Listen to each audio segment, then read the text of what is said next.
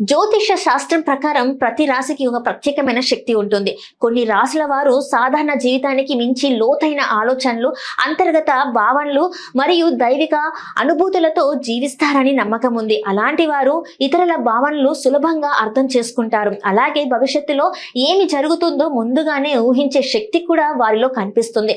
ముఖ్యంగా 3 రాశులు ఈ విషయంలో ప్రత్యేకంగా చెప్పవచ్చు.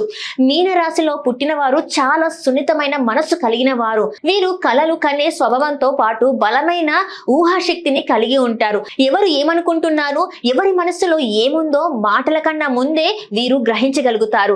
ఇది వీరికి సహజంగా వచ్చే అంతర్గత శక్తి.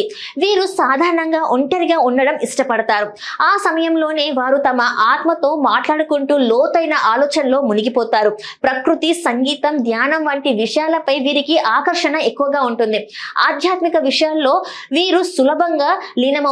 అందుకే మీనరాశి వారు దైవిక శక్తులకు దగ్గరగా ఉంటారని భావిస్తారు. వృశ్చిక రాశి వారు చాలా రహస్య స్వభావం కలిగి ఉంటారు.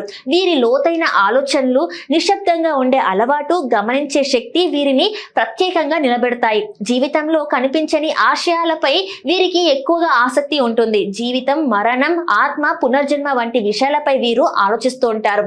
వీరు ఎవరికైనా వెంటనే తమ భావనలు చెప్పరు, కానీ మనుషుల్లోని నిజమైన స్వభావాన్ని సులభంగా గుర్తిస్తారు. వృశ్చిక రాశి వారు బాధలో ఉన్న వారిని అర్థం చేసుకుని వారికి మార్గనిర్దేశం చేయగల శక్తిని కలిగి ఉంటారు.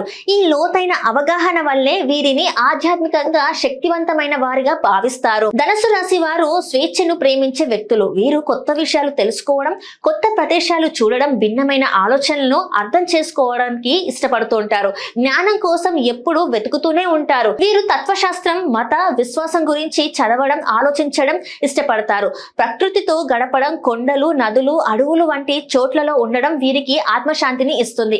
ఈ ప్రకృతి అనుసంధానం వల్ల వీరికి అంతర్గత శక్తి బలంగా ఉంటుంది.